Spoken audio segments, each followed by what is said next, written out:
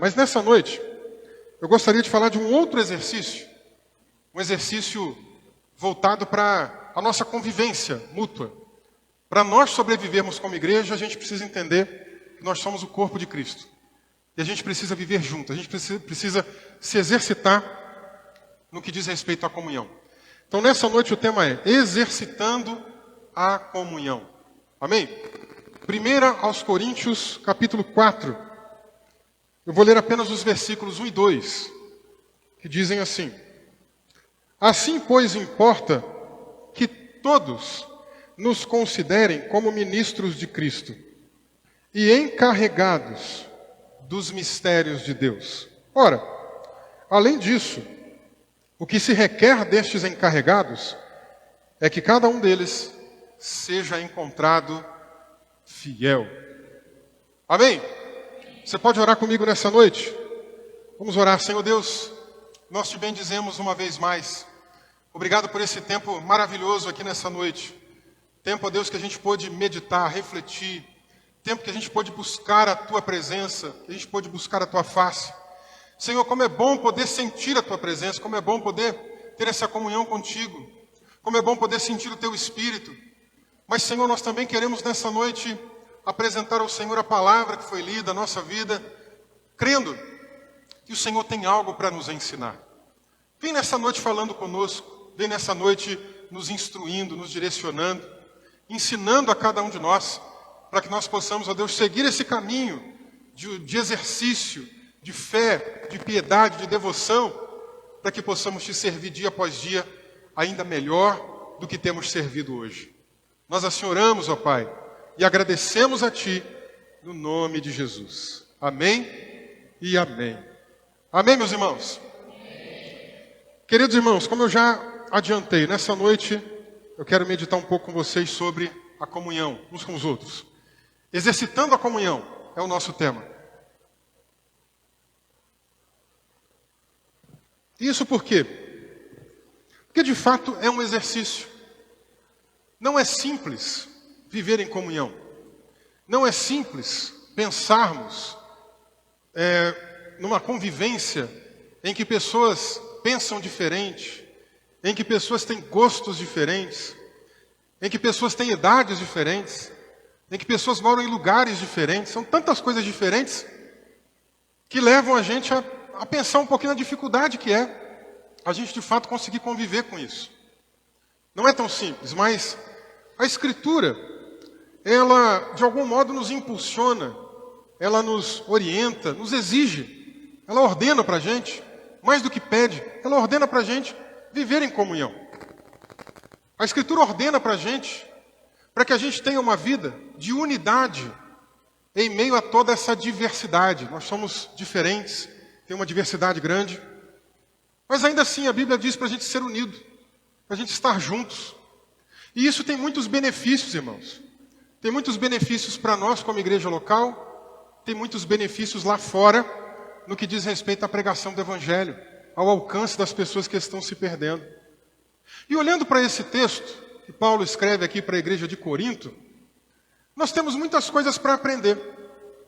Corinto já era uma igreja que tinha alguns problemas. O apóstolo Paulo escreve essa carta, bem no primeiro capítulo, até elogiando a igreja, dizendo que era uma igreja que não faltava nenhum dom. Se a gente passar aqui pela Bíblia, nós temos aí pelo menos 3 categorias de dons. Se a gente ler a carta de Paulo aos Efésios, no capítulo 4, nós temos ali os chamados dons ministeriais. Ele mesmo, o Senhor Jesus, deu uns para apóstolos, que são os missionários, profetas, que são os pregadores, evangelistas, pastores e mestres. Se a gente vai para Romanos capítulo 12, Paulo diz ali também sobre uma outra quantidade de dons, que nós geralmente temos chamado de dons operacionais, que é como se eles fossem ferramentas para a gente trabalhar no reino. Alguns ali recebem o dom da liderança, outros recebem o dom da contribuição, da liberalidade, outros recebem o dom da misericórdia, outros recebem o dom do encorajamento, da exortação, outros recebem o dom do ensino, e tantos outros dons que tem por ali em Romanos capítulo 12. Mas aqui em 1 Coríntios 12, Paulo também fala de 9 dons espirituais. Alguns dons muito ligados ali a fenômenos, a milagres. Pessoas que, por exemplo, recebem dons de curar. Pessoas que têm dons de profecia. Pessoas que têm dons diferentes para a operação de maravilhas e milagres. Pessoas que recebem sabedoria, pessoas que recebem o dom de línguas, pessoas que recebem a capacidade de interpretar essas línguas. São diversos dons que aparecem ali. Paulo elogia a igreja de Corinto. Ele diz, olha, no meio de vocês não falta nenhum dom. Pensa comigo numa igreja que tinha todas as ferramentas na mão. Numa igreja que poderia fazer muitas coisas naquela cidade onde aquele povo vivia. Numa igreja que tinha gente capacitada, gabaritada pelo Espírito de Deus, com as melhores ferramentas do alto, que as nossas armas, pensando na linguagem de Paulo, elas não são naturais para lutar contra potestades e principados no meio do mundo espiritual. Não, nossas armas, como diz o apóstolo Paulo em outro lugar, elas são espirituais, são poderosas em Deus. E essa igreja tinha essas armas, gente. Mas essa igreja tinha um problema. Porque enquanto Paulo comenta que a igreja tinha todos os dons, veja comigo, dom, embora seja uma coisa importante, muito útil para o reino de Deus, não evidencia um caráter de uma pessoa transformada por Jesus. Em Mateus capítulo 7, Jesus chega até a mencionar de pessoas que tinham dons. Mas mestre, no teu nome eu curei, no teu nome eu libertei, no teu nome eu operei maravilhas. E Jesus vai dizer para aquelas pessoas, apartem-se de mim, malditos, porque eu não conheço vocês, vocês praticavam a iniquidade. Os dons são importantes, mas mais do que dons, nós queremos uma igreja frutífera, com caráter transformado, um caráter mudado. E aí Paulo olha para essa mesma igreja, que tem todos os dons, e diz assim para essa igreja no capítulo 3, pois é, irmãos, eu não pude conversar com vocês como pessoas espirituais. Vocês conhecem pessoas que têm dons espirituais, mas vivem como se não fossem crentes? Vivem, na verdade, demonstrando um estilo de vida carnal? É isso que Paulo está dizendo. Olha, eu não pude falar com pessoas espirituais, e sim com pessoas carnais. Com crianças em Cristo, pessoas imaturas, pessoas que não desenvolveram a fé, que não cresceram, pessoas que têm problemas de caráter. Paulo diz para essa igreja, no meio de vocês tem um problema sério, tinha muitos problemas a igreja de Corinto. Deixa eu até falar de alguns outros problemas primeiro. A igreja de Corinto teve problema de relacionamento incestuoso. Um jovem lá teve relações sexuais com a sua madrasta, para você ter ideia. Na igreja de Corinto nós tínhamos irmãos que levavam outros irmãos na justiça. Já pensou, você desentendeu com o irmão aqui, você vai lá e aciona a justiça. Ao invés de você vir aqui, procura um pastor, conversa, né, para a gente tentar colocar os pingos nos is. Não, os irmãos estavam indo na justiça para tentar resolver isso lá fora. O mau testemunho que eles davam lá fora era grande. Mas um dos grandes problemas que essa igreja tinha está no contexto do capítulo 3, quando Paulo diz, não pude falar com pessoas espirituais. Estou falando com pessoas que são carnais, com pessoas que são crianças em Cristo, que não avançaram, que não amadureceram.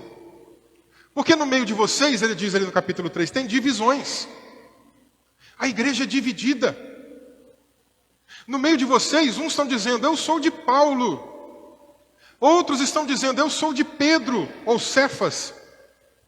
Que seria ali uma outra forma, né, de um outro idioma para o nome de Pedro. E outros ainda diziam, eu não sou nem de Paulo nem de Pedro, eu sou de Apolo.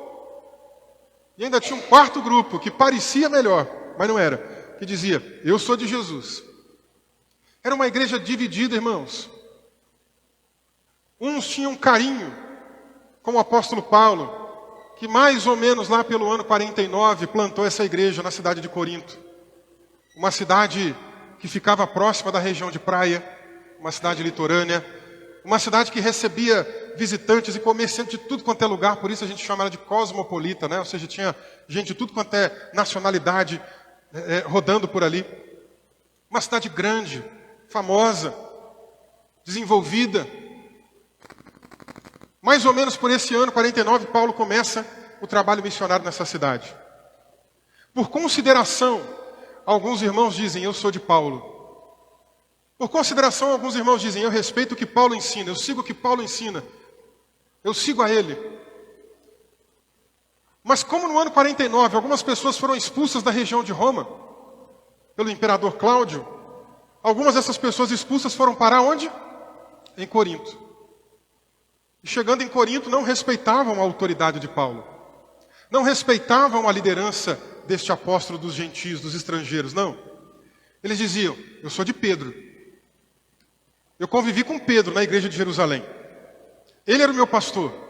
Estou chegando aqui agora e Pedro continua sendo meu pastor. Não respeito o que Paulo diz. Prefiro Pedro. E aí tinha uma rixa dentro da igreja. Outras pessoas gostavam mais de um outro pregador, que era um pregador mais eloquente. A Bíblia diz que ele era poderoso nas escrituras, uma pessoa que tinha uma oratória muito boa. Talvez fosse um pregador mais carismático no seu tempo. E alguns gostavam mais dele, Apolo. E outros, ainda por cima, como a gente já mencionou, parece que estava no caminho certo, parece. Não é só porque o nome de Jesus aparece, gente, em qualquer coisa da nossa vida, que isso queira dizer que Jesus está ali, ok? Ou que a coisa esteja certa. A gente tem até algumas denominações religiosas que nós, como evangélicos, do nosso ponto de vista, nós consideramos seita, que tem até o nome de Jesus no meio do nome da denominação. Não quer dizer que seja, de fato, uma igreja cristã, porque ensina um monte de heresias. Não é porque alguém diz assim, eu amo Jesus, eu sigo Jesus, que ela de fato segue a Jesus. Então não é porque tem o nome de Jesus em alguma coisa que a coisa está santificada e ficou tudo certo, tá?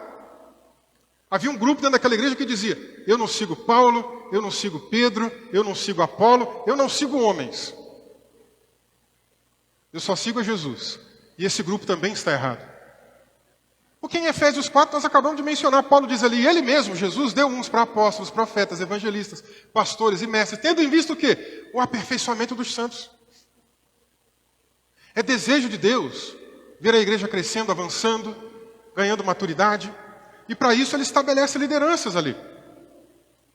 Então aquelas pessoas que dizem assim, não, eu não sigo homem nenhum, eu não estou debaixo da liderança de ninguém, essa pessoa está numa condição também de pecado, numa condição de rebeldia contra a palavra do Senhor.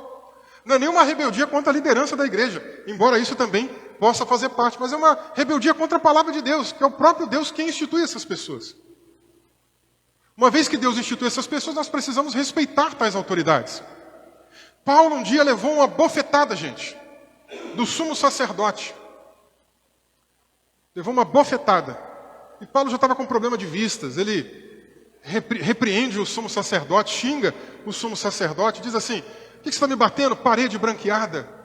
Aí alguém vem no ouvido de Paulo e fala assim, Paulo, você não pode falar isso não, rapaz, esse aí é o sumo sacerdote. Ele, me perdoa, me desculpa, porque eu não sabia. Por quê? Porque a Escritura diz que não se deve falar mal do príncipe do povo, das lideranças em geral, né? Lá antigamente isso dizia respeito aos reis, aos sacerdotes. Então nesse caso o que está acontecendo? Paulo está se desculpando, porque ele descumpriu uma determinação escriturística. E aqui tinha um grupo de irmãos dessa igreja de Corinto que não estava preocupado com a unidade. Uns eram de Paulo, uns eram de Pedro, uns eram de Apolo, e uns não eram de ninguém, diziam que era de Jesus. Mas não respeitavam a autoridade que Deus estabeleceu na igreja. Olhando para a igreja de Corinto, o que a gente tem então? Uma igreja dividida. Uma igreja dividida.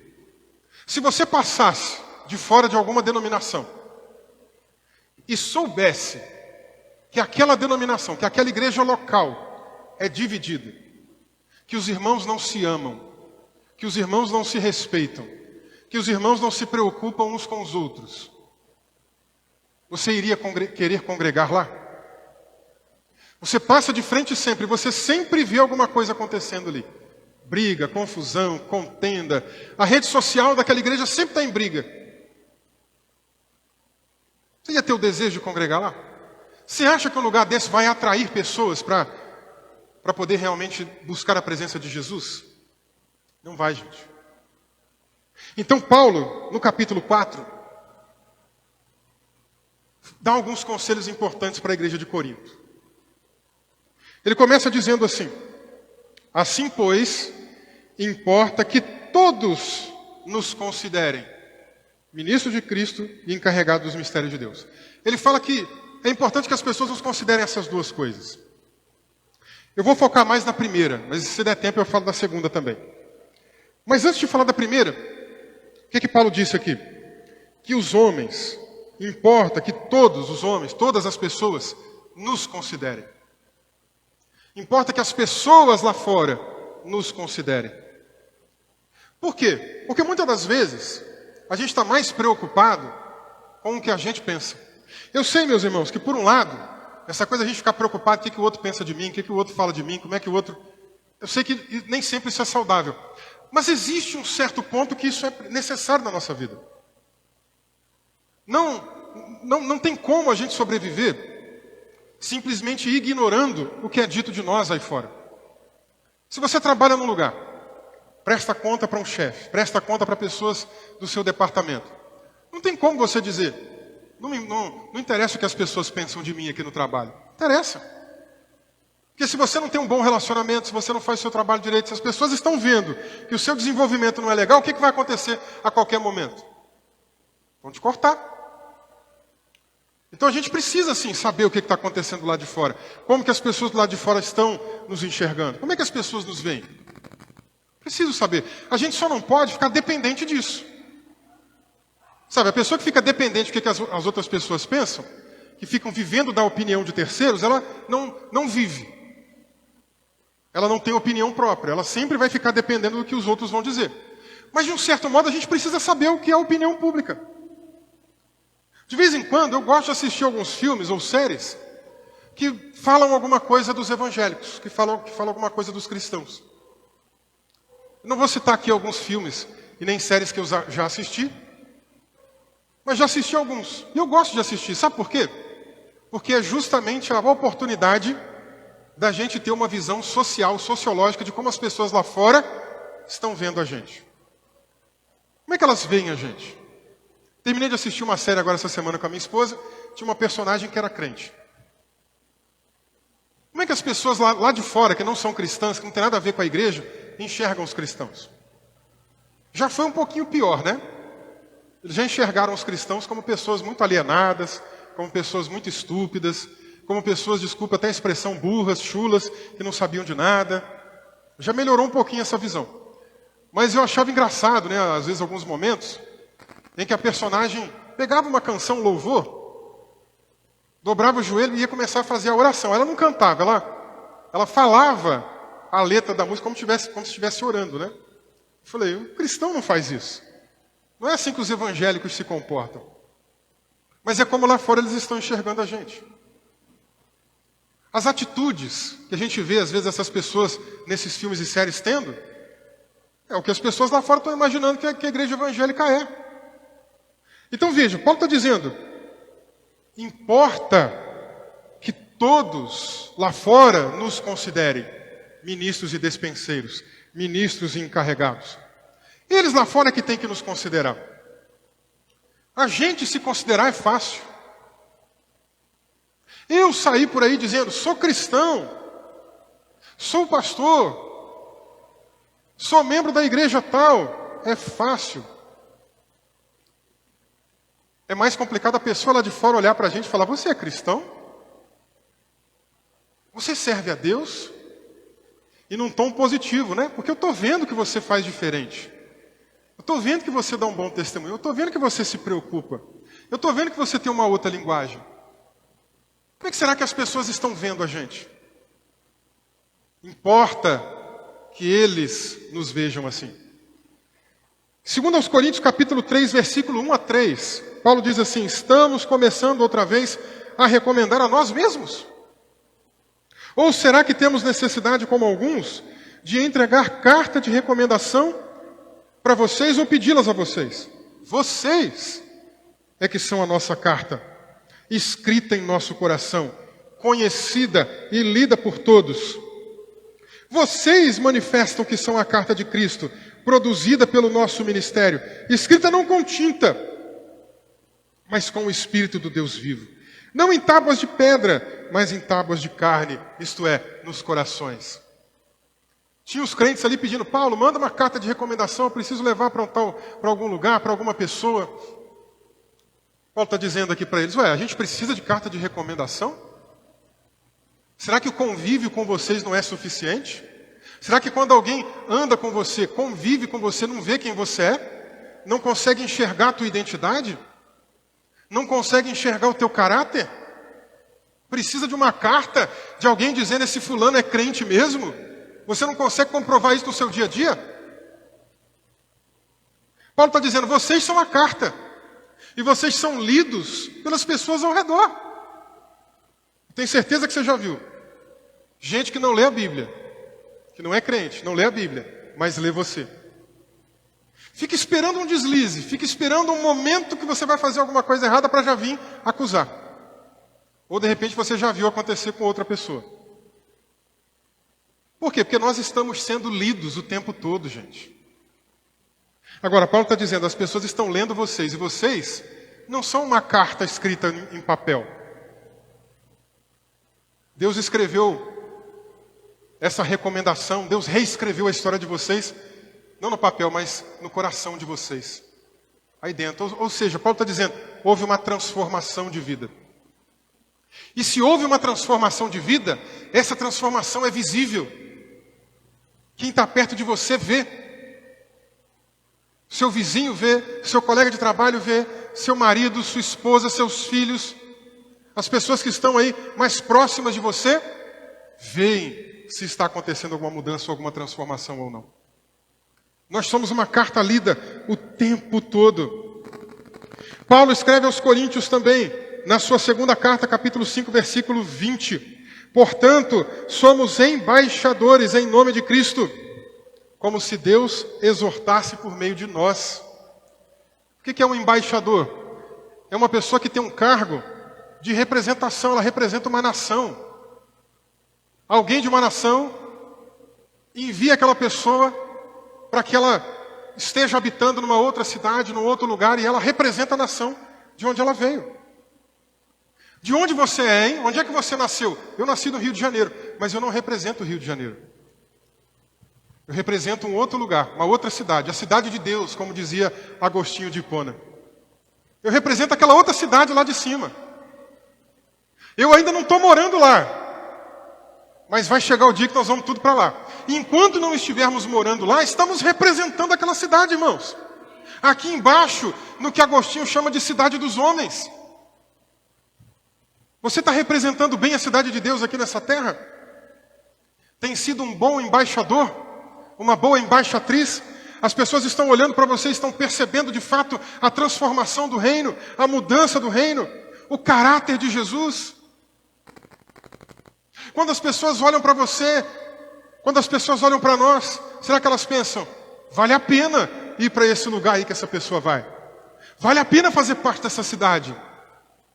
Vale a pena servir a esse Jesus? Ou será que elas olham e pensam, não vale a pena não, para ficar do jeito que essa pessoa está?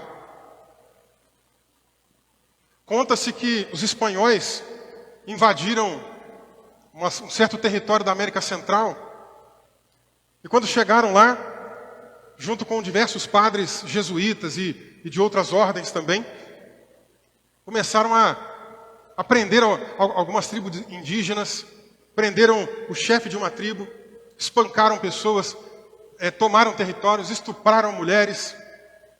E aí um belo dia, um padre jesuíta chegou para o chefe da tribo e disse para ele, você precisa entregar sua vida para Cristo.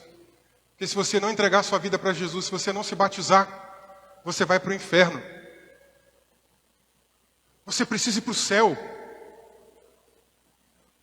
E aí o chefe da tribo olhou para o padre jesuíta e falou assim, me diz uma coisa, esses homens aí, esses espanhóis, esses soldados aí que são católicos, vão para esse céu? Que na teologia católica foi batizado, está salvo. Então o jesuíta disse, eles vão para o céu. Rapidamente, o índio respondeu, então eu não quero ir para lá. Será que nós estamos sendo bons embaixadores? Será que a gente está representando bem o reino de Deus? Paulo disse, importa que todos nos considerem. O que será que as pessoas estão te considerando? Paulo escreve aos Coríntios também, ainda na segunda carta, capítulo 2, versículo 15. Porque nós somos para com Deus o bom perfume de Cristo, tanto entre os que estão sendo salvos, como entre os que estão se perdendo. Você já viu aquela pessoa que consegue comprar um perfume bom,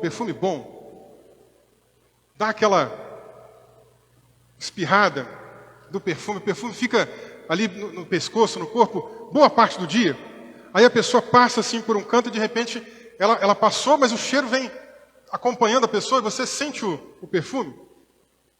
Não tem? Eu não sou muito de usar perfume, mas não tem, a minha esposa mesmo usa. Aí passa da gente assim, a gente sente o cheiro passando junto. Cheiro agradável. Agora, quando é o contrário também é ruim, né, gente? Quando é o contrário também, meu Deus do céu, né? Eu quando jogava basquete, aí tinha uns irmãos lá, uns colegas lá, uns amigos, né, que às vezes o desodorante vencia. E aí era difícil ficar perto, né? Porque a pessoa corria para cá, só que ao invés do perfume passava outro cheiro, né? Não era um cheiro agradável. Paulo está dizendo aqui que nós, como cristãos, somos o perfume de Cristo. Nós não somos o cheiro desagradável. Pode até ser um cheiro desagradável para a pessoa que está se perdendo nesse contexto que ele diz aqui. Por quê? Porque você passa exalando o perfume de Jesus. E a pessoa, lembra que eu falei? Ela está lendo você, ela está olhando você. E ela está sentindo o cheiro também, ó. Paulo está dizendo aqui que ela sente o cheiro. Ela pode sentir um bom perfume. Que cheiro bom, o cheiro da graça de Cristo. O cheiro da benevolência do Senhor. O cheiro da compaixão do amado da nossa alma. Mas agora, quando o crente dá mau testemunho, que cheiro que passa, hein, gente? A pessoa deve olhar, meu Deus, que cheiro podre que passou aqui. Sai de perto de mim. Mas o cristão que está exalando o perfume de Cristo pode, às vezes, também levar um cheiro ruim para aquele que está se perdendo no contexto que Paulo está dizendo, né? Por quê? Porque a pessoa não quer mudança de vida. Então ela até entende que o cheiro é bom, pode mudar a vida dela, mas ela não quero mudar de vida, eu quero continuar no pecado. Então para ela o cheiro vai ser ruim. Porque para ela vai ser um cheiro, não da graça, mas da condenação, da reprovação. Mas eu quero que vocês entendam comigo. As pessoas estão nos lendo. As pessoas estão nos cheirando, no bom sentido. As pessoas estão nos observando. As pessoas estão vendo as nossas atitudes, lendo tudo que a gente faz. E por isso Paulo diz, importa que todos nos considerem. O que as pessoas têm considerado você então, hein? Segunda coisa, e aqui eu quero gastar um pouco mais do meu tempo. Paulo diz então, importa que nos considerem como ministros de Cristo. Porque o nosso tema nessa noite, gente, é exercitando a comunhão. E agora eu vou falar da comunhão. Lembra que eu disse agora há pouco? Imagina você passando de frente de uma igreja frequentemente. E você sabe que ali tem briga, tem escândalo, tem confusão, que os irmãos não se entendem, que um não respeita o outro, que um não ama o outro, que um não se preocupa com o outro. A gente não vai querer ficar lá. Paulo está dizendo aqui então, que as pessoas considerem vocês ministros de Cristo. O que é um ministro de Cristo aqui? A palavra ministro para a gente hoje, talvez lembre aqui uma pessoa que vai cantar o louvor, que vai ministrar o louvor, ministro de louvor.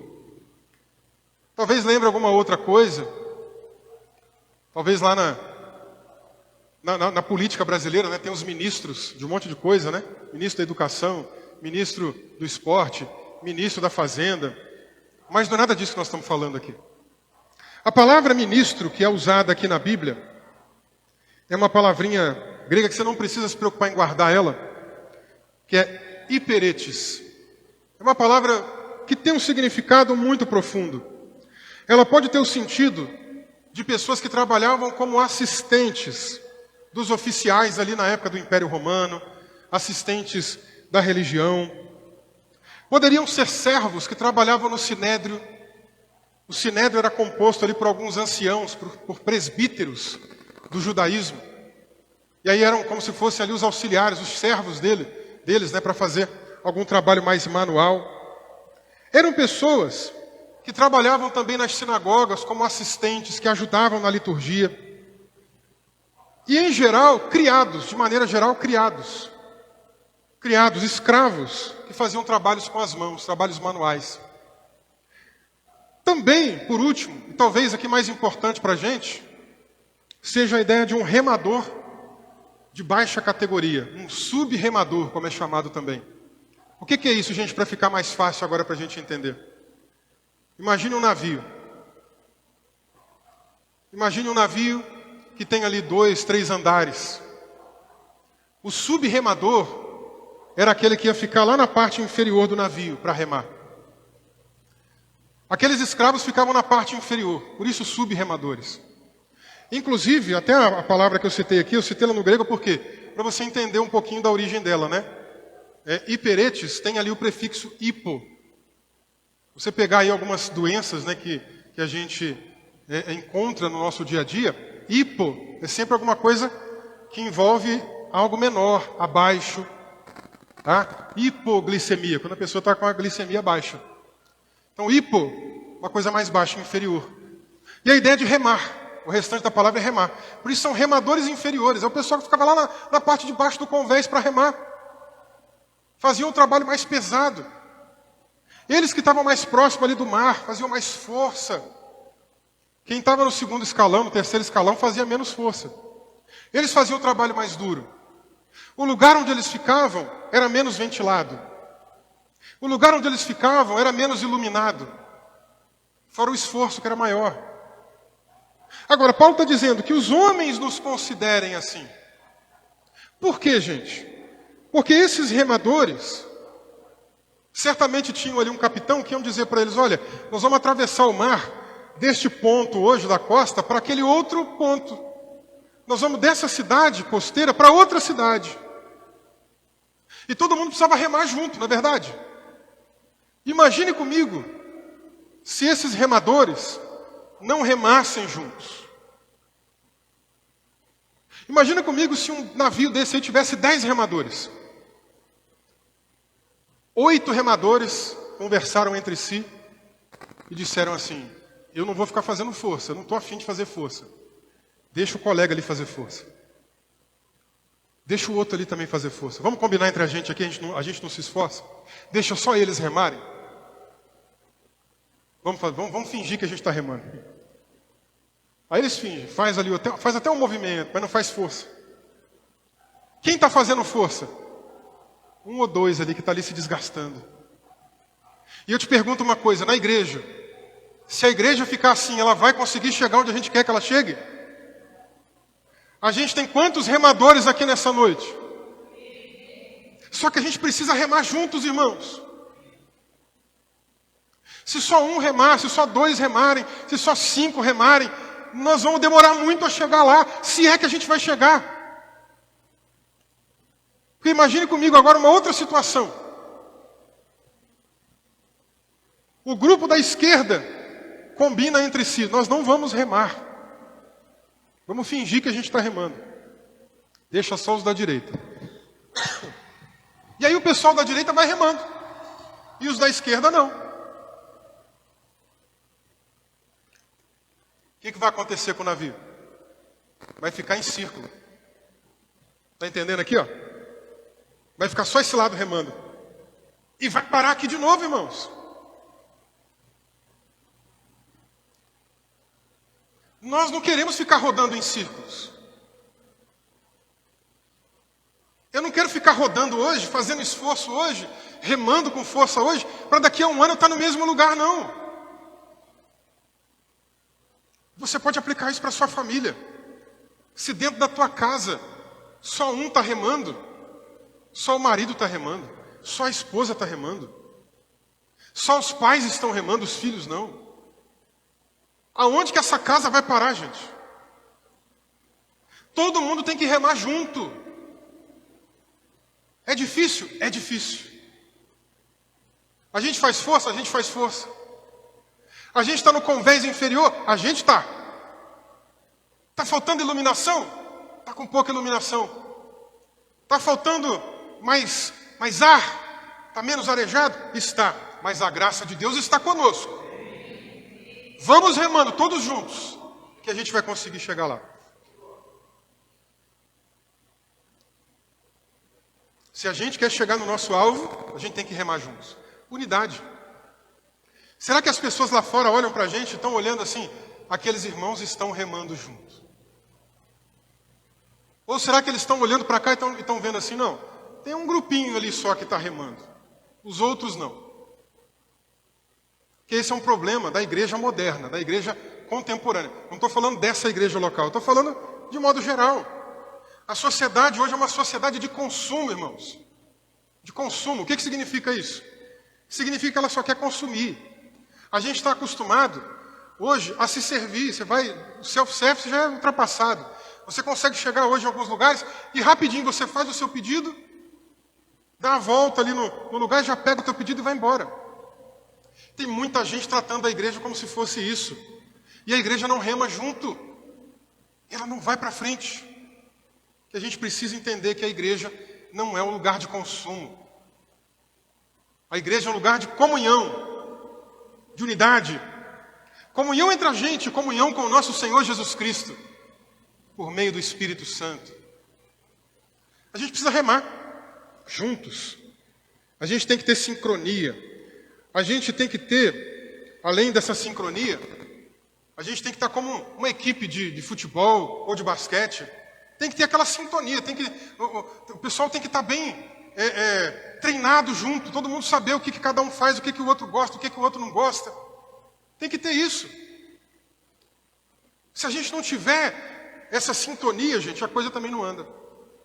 Um time que está bem entrosado, sabe aonde que um jogador costuma ficar. O jogador correndo lá pelo canto esquerdo, o outro está aqui embaixo, ele já sabe. O jogador costuma ficar ali, ó. Já olha e já manda a bola para lá, porque ele sabe que o jogador está lá. No basquete, quando eu jogava, era a mesma coisa, a gente já sabia. Então o jogador tem a característica de infiltrar junto comigo. Eu entro com a bola, ele infiltra e fica aqui, ó. Se eu precisar subir e precisar de alguém junto comigo, tem um jogador aqui de baixo. Que a gente está entrosado. A gente sabe para onde eu jogo a bola, para onde a bola volta, a gente sabe. A igreja tem que estar entrosada. Um conheceu o outro, tem que ter entrosamento. Percebeu que um não veio, percebeu que um está triste, percebeu que um está mal, percebeu que está acontecendo algum problema. Cadê os irmãos para ajudar? Cadê a igreja para estar junta? Porque as pessoas lá fora olham para a gente e elas querem ver isso. Elas querem ver unidade. Nós estamos além de um tempo de sociedade de consumo, num tempo de uma sociedade egoísta. Paulo escreveu em 2 Timóteo, capítulo 3, versículo 1, nos últimos dias sobrevirão tempos difíceis. Pois os seres humanos serão egoístas. Em algumas traduções mais conservadoras, mais antigas, como a ACF, eles colocam assim, amantes de si mesmos. A igreja não é o lugar para isso. A igreja não é o lugar para eu me amar a mim mesmo, para eu amar somente a mim. A igreja é o lugar para eu amar a todos. Jesus disse assim, um novo mandamento vos dou, que vocês amem uns aos outros, como eu vos amei. Gente, isso é profundo demais. Por que novo mandamento? E qual é o mandamento que tem de amar o próximo? Amar ao próximo como você ama a quem? A si mesmo. Só que como é que eu amo a mim mesmo? Pode ser diferente do jeito que você ama a si mesmo. Pode ser diferente do jeito que o outro ama a si mesmo. Pode ser diferente do jeito que a outra pessoa se ama. Pode ter uma pessoa que nem se ama. E ela vai pensar, eu tenho que amar o outro como eu amo a mim mesmo, já que eu não me amo, já que eu não me preocupo comigo, já que eu não estou nem aí para mim, eu não estou nem aí para ninguém. Só que Jesus está dizendo, nananina não. Amem uns aos outros, como eu amei vocês. O padrão é diferente.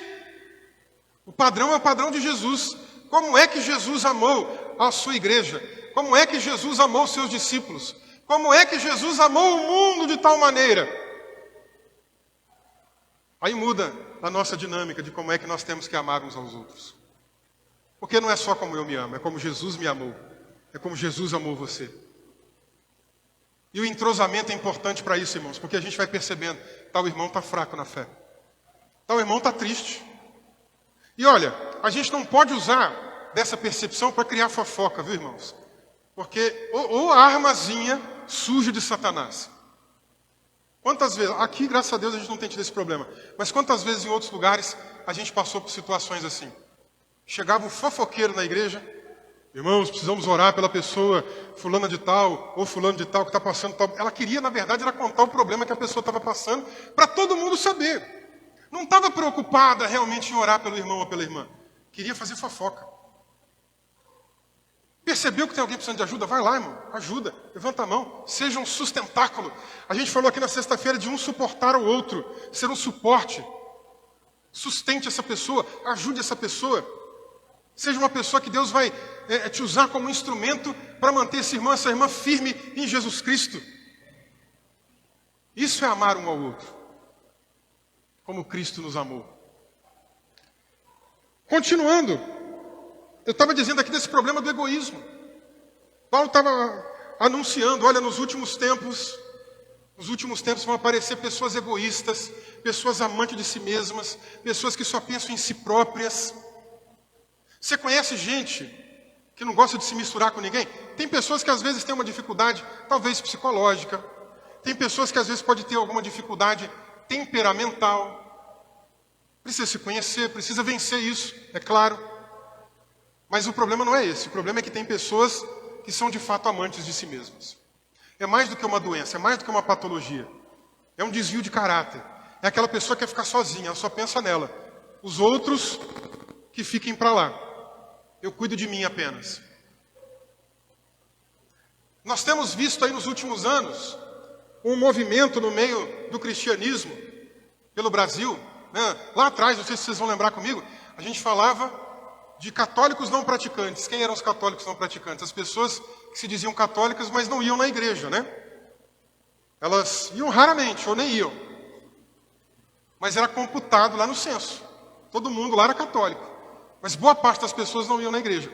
Agora, de uns anos para cá, a gente está tendo também os protestantes, os evangélicos não praticantes. E tem um outro movimento, que é o movimento dos desigrejados. Que é aquele pessoal que diz que não precisa frequentar a igreja. Eu sou a igreja sozinho. Eu sozinho não sou igreja, irmão. Eu sozinho não sou igreja. Eu preciso do outro, da outra. Paulo disse que a igreja é o corpo de Cristo. O que é o corpo? Senão um monte de membros aqui. A minha mão sozinha é um corpo. O meu pé sozinho é um corpo. Mas tudo isso aqui é um corpo. E nós estamos em momentos hoje de pessoas que querem isso. Solidão. Querem viver como aqueles homens lá do primeiro, segundo século, que eram eremitas. Iam para cavernas.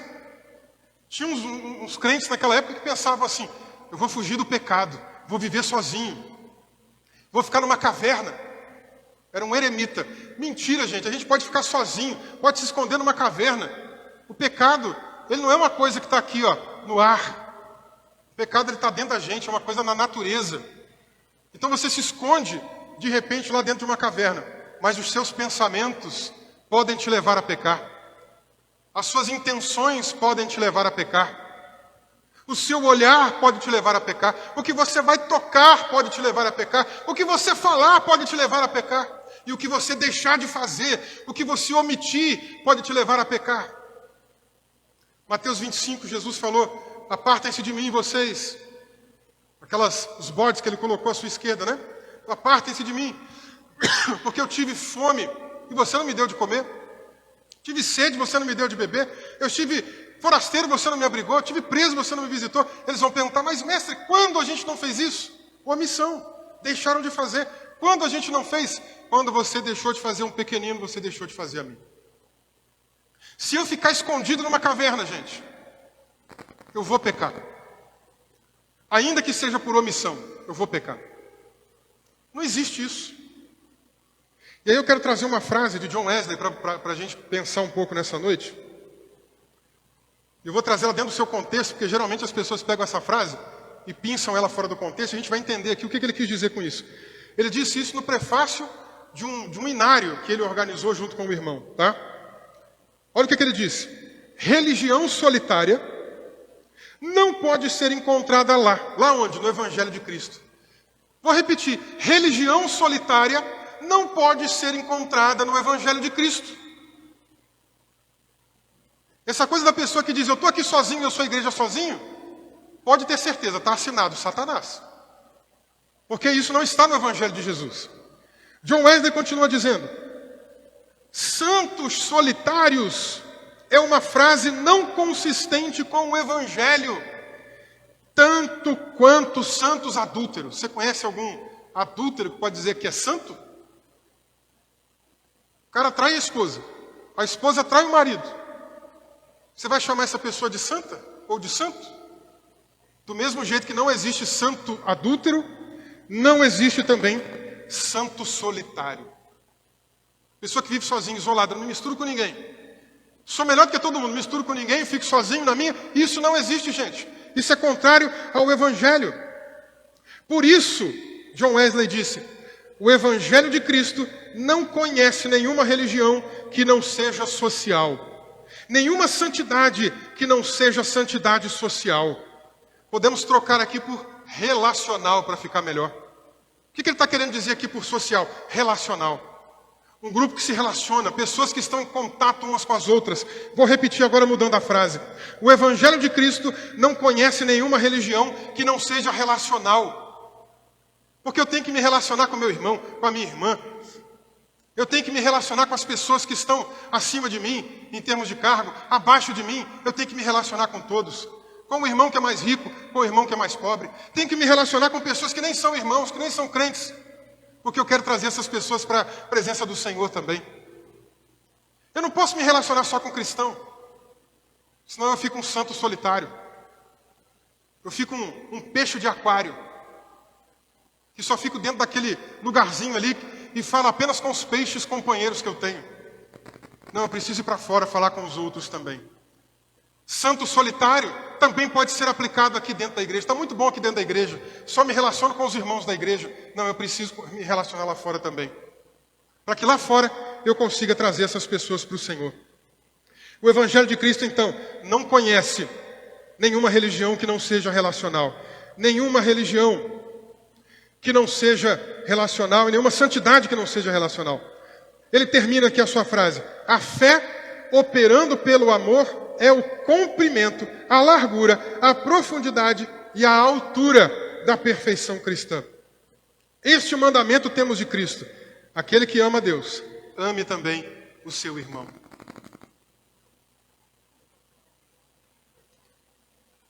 Paulo está dizendo que os homens nos considerem ministros de Cristo, subremadores de Cristo, escravos de Cristo que estão remando ali embaixo. E nós estamos remando juntos, amém, meus irmãos? Para a glória de Deus. Que lá fora as pessoas vejam isso em nós. Que não vejam em nós santos solitários. Que não vejam em nós santos que tenham uma mentalidade, vamos dizer aqui, orgulhosa, de achar que a gente é melhor do que o outro. Eu não esqueço uma vez que eu estava participando de um congresso de missões. E o pastor que estava abrindo o culto, gente, dizendo assim, porque eu estava pegando o trânsito em tal lugar no Rio de Janeiro, e vi ali um macumbeiro fazendo lá o trabalho, não sei aonde, e orei e falei, meu Deus, obrigado, porque não sou como aquele homem.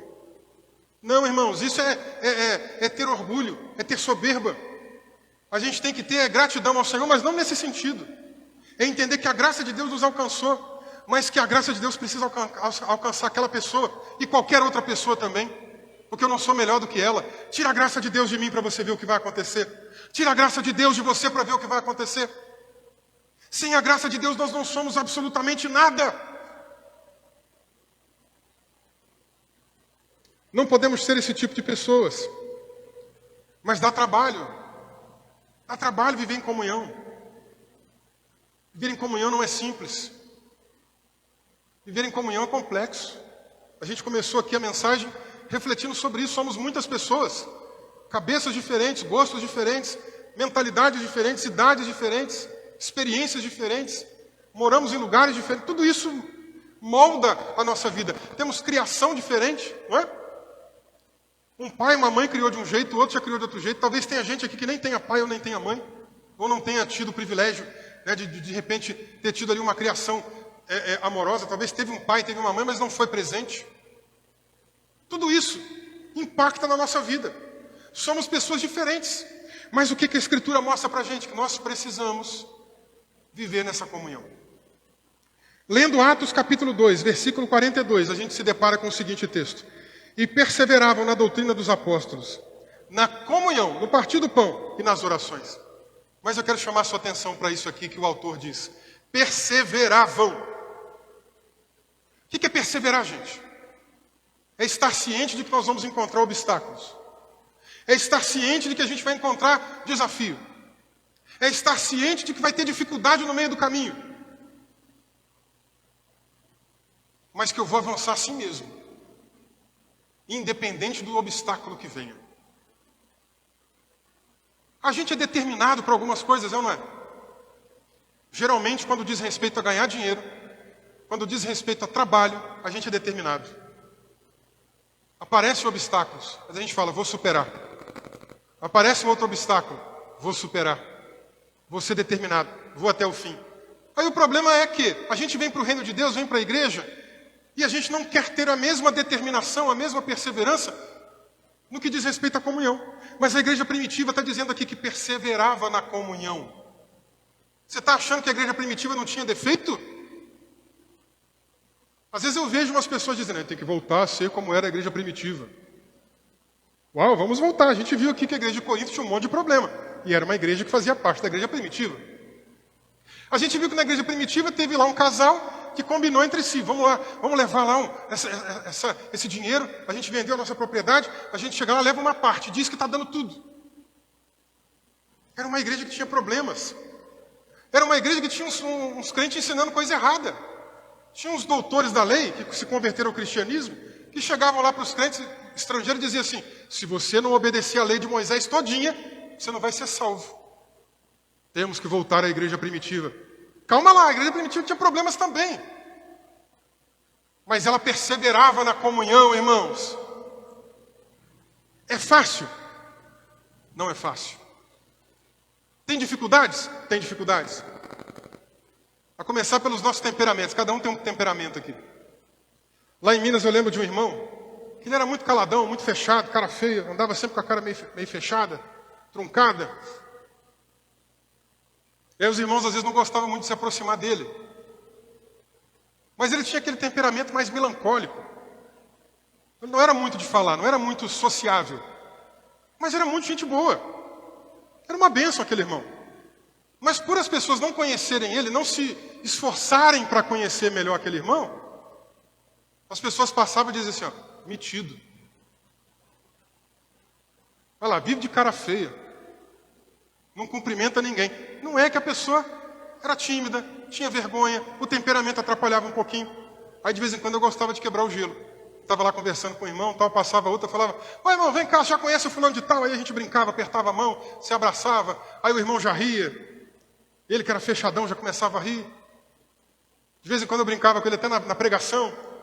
Às vezes eu brincava, ó, meus irmãos, não leva muito a sério o irmão fulano de tal não, hein? Ele fica com a cara meio brava, assim, meio fechado, porque ele está com fome. Aí ele abriu o sorriso na mesma hora. Ele sabia que eu estava brincando, não estava expondo ele ao ridículo nem nada. E a igreja foi começando a ganhar mais confiança para interagir com ele. Isso é perseverar na comunhão, irmãos. É a gente quebrar barreiras. Talvez a outra pessoa que você pense alguma coisa, você está fazendo um juízo, um pré-julgamento da pessoa. O que você precisa fazer? Quebrar esse juízo, quebrar esse julgamento para perseverar na comunhão. A igreja primitiva perseverava na comunhão. E os remadores aqui dessa noite? Também precisamos perseverar na comunhão, amém? Qual é o padrão para a gente perseverar na comunhão, irmãos? Já que a gente tem na igreja essa diversidade toda. O padrão é o Deus Trino. O padrão é o Deus Trino. Eu não falei aqui que a gente precisa ter unidade na diversidade? E o que é a Trindade? É justamente isso. Unidade, que é um Deus só. A vontade do Pai é a vontade do Filho. é a vontade do Espírito. A vontade do Filho é a vontade do Pai, é a vontade do Espírito. A vontade do Espírito é a vontade do Pai e é a vontade do Filho. A vontade dos três é a mesma. Não é cada um ter uma vontade diferente, eu vou para cá, eu vou para lá. Não, há uma harmonia entre eles. Há uma unidade, ao ponto de nós termos um único Deus. Mas também há uma diversidade. Porque o Pai não é o Filho. E o Pai não é o Espírito. O Filho não é o Pai. E o Filho não é o Espírito. O Espírito não é o Pai. E o Espírito não é o Filho. Mas os três são um único Deus. Unidade na diversidade. É o padrão.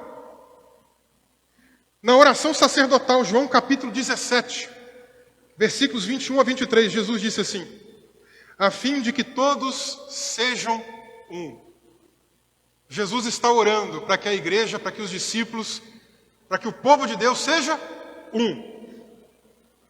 Como tu, ó Pai, estás em mim e eu em ti, também eles estejam em nós.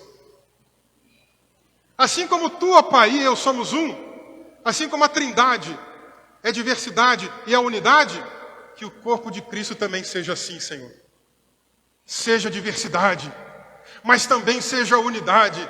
Que como eu e o Senhor somos uma coisa só, que eles também sejam, Senhor. Para quê? Jesus continua dizendo aqui na sua oração. Ele continua explicando aqui. Que eles estejam em nós. Para quê? Para que o mundo creia que tu me enviaste. O que a gente viu aqui em 1 Coríntios capítulo 4, versículo 1? Importa que todos nos considerem ministros de Cristo. Jesus na sua oração está dizendo o quê? Que se a gente for um, o mundo vai crer que ele foi enviado, irmãos. Importa então que as pessoas vejam sim que a gente tem unidade. Importa sim, porque se as pessoas virem isso em nós, elas também vão reconhecer que Jesus foi enviado para morrer pelos nossos pecados, para morrer pelas nossas falhas. Mas ele também ressuscitou ao terceiro dia. Ele subiu aos céus e deu dons aos homens. Jesus continua dizendo, versículo 22 de João 17. Ele repete, na verdade, a mesma coisa que ele disse antes. Ele diz aqui, num paralelismo: eu lhes transmiti a glória que me deste. Para quê? Para que sejam um. A fim de que sejam aperfeiçoados na unidade, para que o mundo conheça que tu me enviaste e os amaste, como também amaste a mim. O padrão é a Trindade. Trindade é a unidade na diversidade. Se nós seguimos o padrão da Trindade e formos unidos, o mundo vai crer que Jesus foi enviado. É preciso que a gente seja um. É necessário que nós sejamos um. Levítico capítulo 26, versículo 8. 5 de vocês, presta atenção, 5 de vocês perseguirão 100 deles, e 100 de vocês perseguirão 10.000, e os seus inimigos cairão à espada diante de vocês.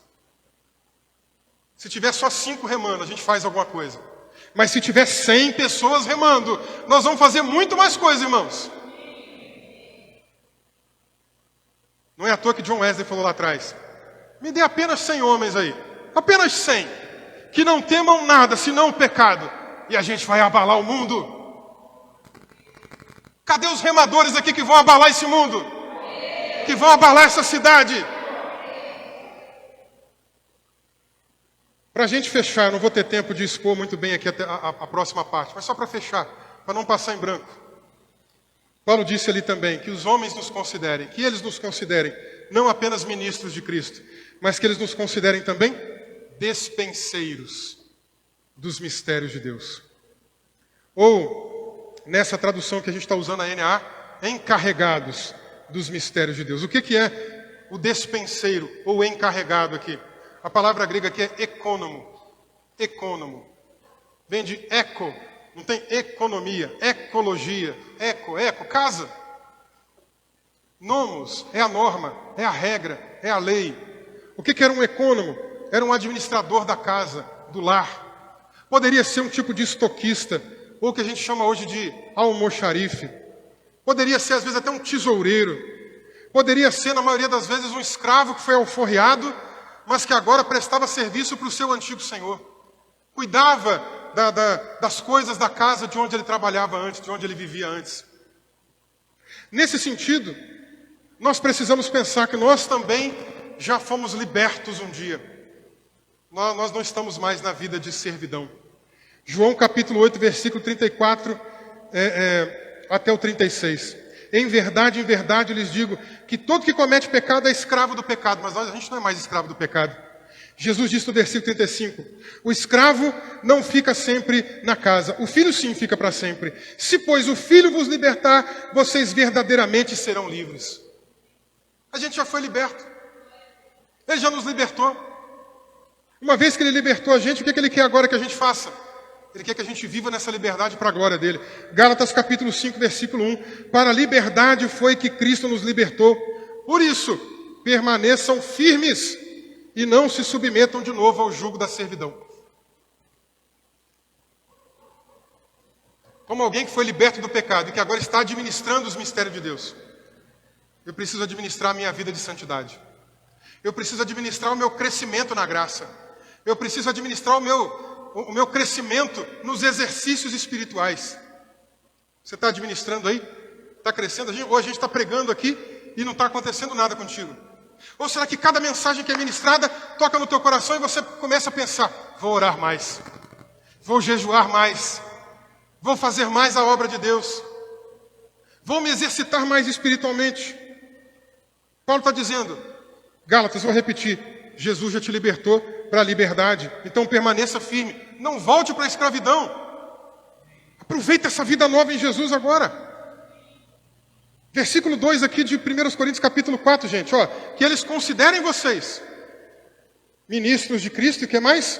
Encarregados dos mistérios de Deus. Mas o que importa mesmo aqui no final é o quê?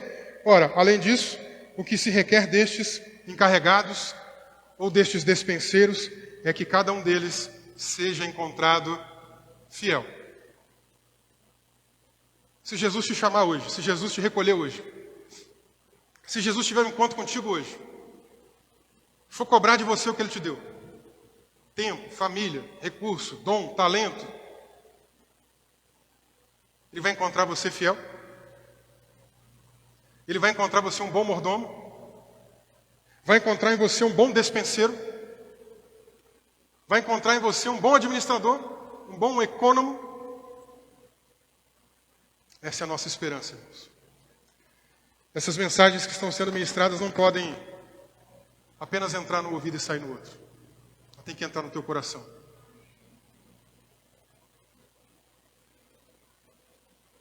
Exercitando na comunhão é o tema dessa noite. É fácil? Não. Mas a gente vai fazer esse exercício. A gente vai fazer como a igreja primitiva, a gente vai perseverar nela. Amém, meus irmãos? Fique de pé comigo. Vamos orar aqui encerrando.